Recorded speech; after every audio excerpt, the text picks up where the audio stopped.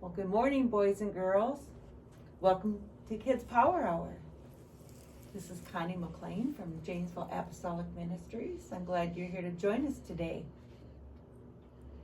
Our lesson today is Abraham's visitors, found in Genesis 18, 1 through 15.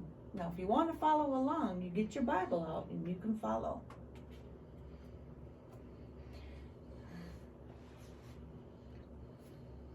So one night, God spoke to Abram. Come outside your tent, he said, and look at the sky. Look at all the stars. Abraham went out to look into the cool evening air. That night was just bright with all kinds of millions of stars. Look up into the sky and count those stars if you can. He says, I promise you that you will have as many descendants as there are stars in the sky. Wow, what a promise. Although God's promise sounded impossible, as Abraham stood there in the darkness, he believed God would keep his promise. When Abraham was 90 years old, God spoke to him again. You are going to be the father of many nations. How can that be? Abram thought. He still didn't have any children. It just didn't make sense. But he knew God was almighty and could do anything. Abraham kneeled down as God talked to him. What's more, God told him, I'm changing your name. It will no longer be Abram any longer, but Abraham, which means father of many nations. Not only will you, but your children as well will be given the land of Canaan. It will belong to you and your families forever. Always remember, I will be your God. Abraham kept thinking about what God had said. One day when he was sitting in the opening of his tent, Abraham was thinking how good God was to him. Suddenly he noticed 3 men walking up to him. Can you see that?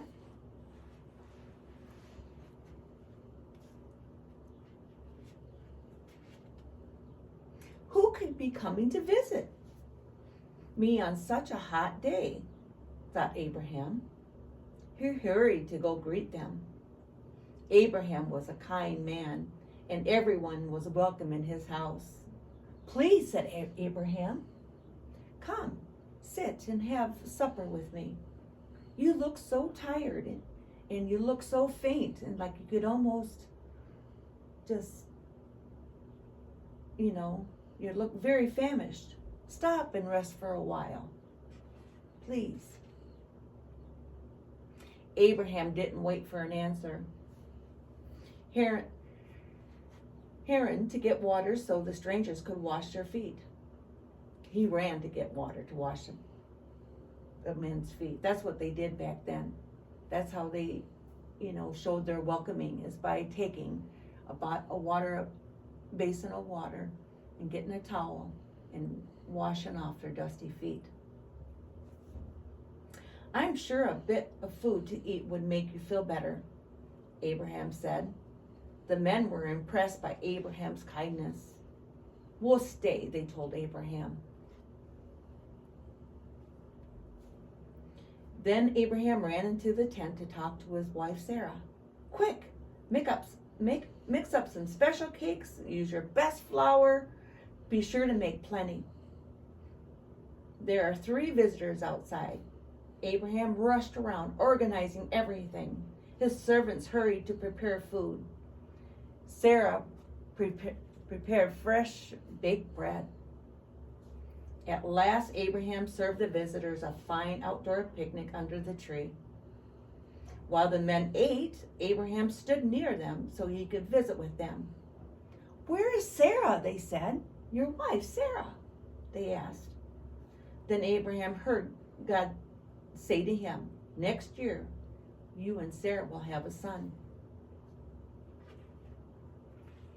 When Sarah heard this, she covered her mouth and left. Can you imagine at being 90 years old and having a baby? That's the funniest thing I've ever heard. I'm too old to have a baby, and my husband is even older than I am. The Lord, who knows everything, said to Abraham, why did Sarah laugh? Why did she say an old woman like me can't have a baby? Is anything too hard for God to do? When the men asked Sarah, why did you laugh? Sarah was afraid to tell the truth. She said, I didn't laugh. She was afraid to say she didn't believe. God kept his promise he made to Abraham many years before, and Sarah did have a son. Abraham named him Isaac, which means laughter. God knew Abraham was a kind, good man who loved God with all of his heart. I have picked him out to have a godly family. There will be many, many children who will believe in me and do what is right and do what is good. We can be like Abraham, who God loved. Meeting another's needs for food and shelter is still one of the most practical ways to show how we love and obey God.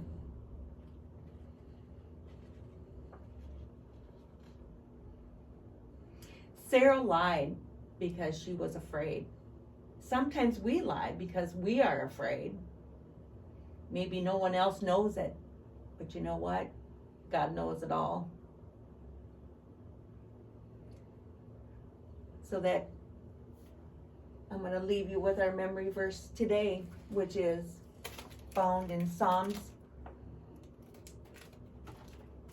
found in Genesis 18 and 14, right out of the book where we had the story lesson. It says, is anything too hard for the Lord?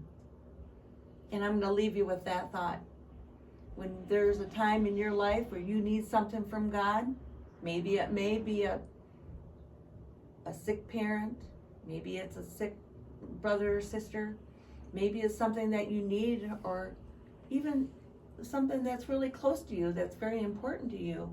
We can always know that God is only a prayer away, and he answers in his time.